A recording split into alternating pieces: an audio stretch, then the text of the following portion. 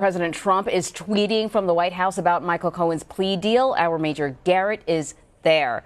Okay, Major. Michael Cohen's attorney Lanny Davis told us that the president's lawyer, Rudy Giuliani, admitted that President Trump lied on Air Force One. And he also says that his client has information related to hacking that he claims would be of interest to Robert Mueller. So far, all we've heard is one tweet. And I don't even really get this tweet from the president suggesting that if you need an attorney, you should not hire Michael Cohen, like a Yelp review. It's a weird reaction, but what are you hearing from the White House? How's the White House reacting to all of this that's unfolding? Well, the White House is deferring to the president. His comments in West Virginia about the Paul Manafort convictions, the only thing the White House will say, and are leaving it to the president and his Twitter feed to talk about Michael Cohen, making a, I would say, ham-handed effort at a joke about Michael Cohen and his relative legal capabilities. It's worth pointing out that the president relied extensively on those legal capabilities not so long ago when he described him and Michael Cohen described himself as Donald Trump's fixer.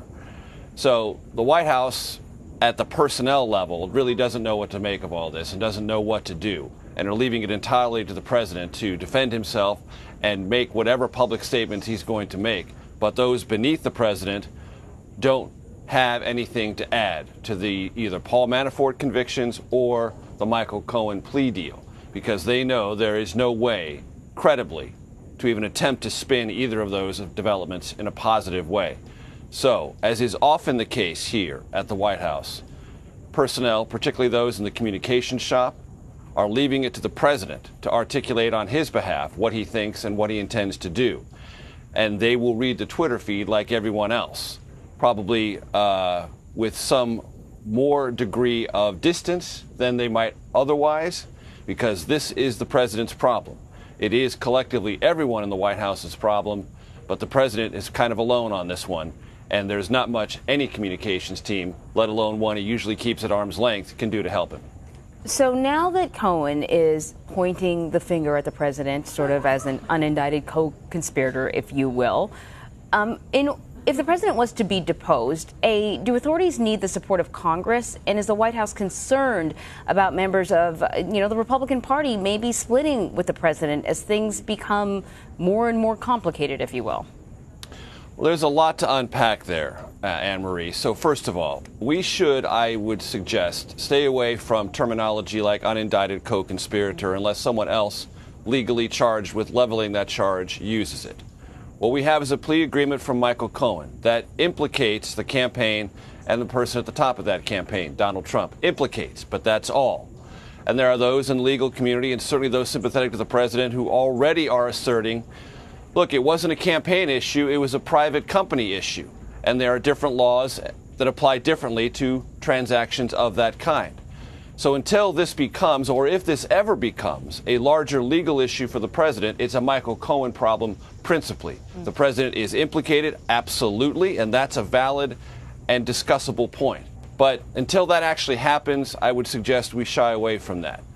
As far as depositions of the president, Michael Avenatti, Stormy Daniels' attorney, has said he now fully intends to press for a deposition of President Trump. If he is given the green light to do that, Congress doesn't have to be involved and would not be involved at all. That's a matter that the courts will decide, and will decide whether or not there's enough reason to have a deposition, whether a president can be deposed under these circumstances, and whether it will go forward.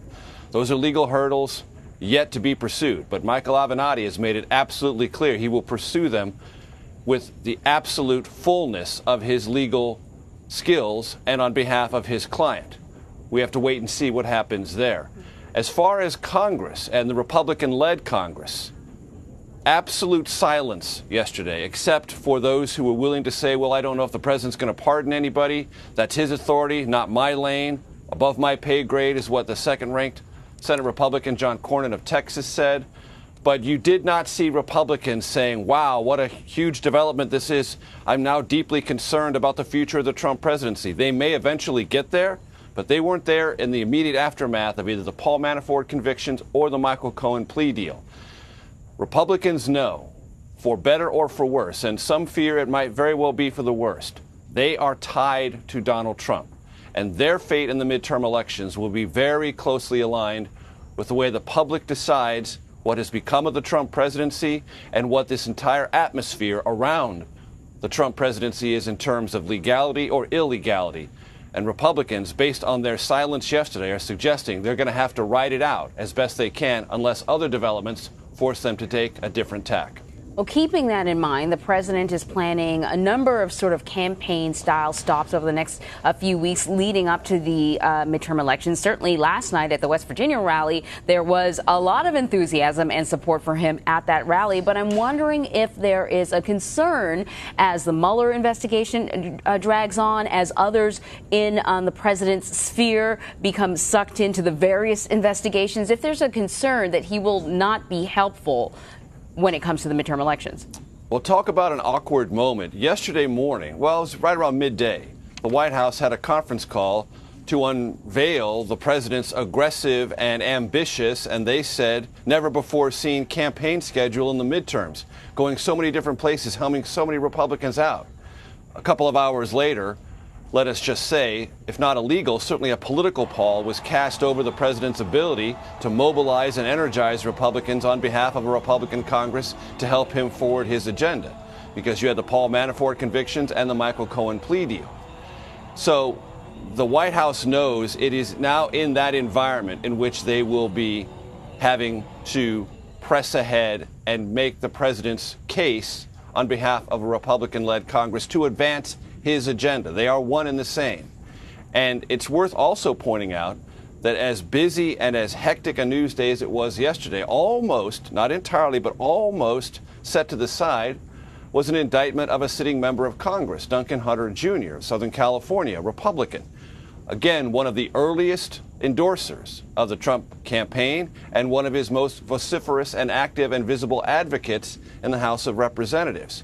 What's interesting about that, Anne-Marie, is now the two of the very earliest endorsers of candidate Trump and those who were most active building the Trump agenda and pressing it forward within the House Republican Conference, Duncan Hunter Jr. of California and Chris Collins of New York, are now both under indictment. That doesn't help the larger atmospherics around the Trump cause or the Trump approach to governance. Yeah, it is very interesting. Major Garrett, thank you very much. Sure.